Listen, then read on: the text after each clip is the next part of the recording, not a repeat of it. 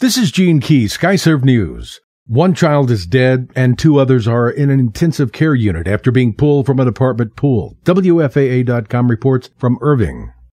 A 10-year-old girl died and her 9 and 11-year-old brothers are in intensive care unit after they were pulled from a murky pool at an apartment complex in Irving Wednesday afternoon. An Irving police spokesman said the children were in the pool with their mother, who was with another 3-year-old sibling while the older children played behind her. The mother, who can't swim, told police she noticed the children go quiet and turned around to see them under the surface. A maintenance worker heard the mother's calls for assistance. He and a bystander helped pull the first 2 children out of the pool. According to authorities, when firefighters arrived to the scene, 2 children were receiving CPR from the bystanders at the pool. A 3rd child was discovered in the water at that time and taken out of the water before firefighters began CPR. The 2 children who were being given CPR by the bystanders were transported by ambulance to Children's Medical Center in Dallas. The 3rd child was taken to the same hospital by air ambulance after a pulse was found.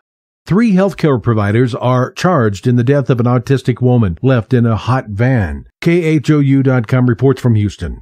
3 people have been charged in connection with the death of an autistic woman who was left in a hot van for more than 5 hours. Rebecca Harkins, 56, was on life support for more than a month before she died in August 2013. She was found inside the van parked at the Sean Ashley House in southwest Houston. She was dehydrated and unconscious. Brian Campbell, Rodney Jackson, and Tamika Lee have been charged with injury to a disabled person by omission. Rebecca, a native Houstonian, was the eldest of her siblings. She went to Sean Ashley during the day for activities and rehabilitation. Her family has also filed a civil suit against the facility.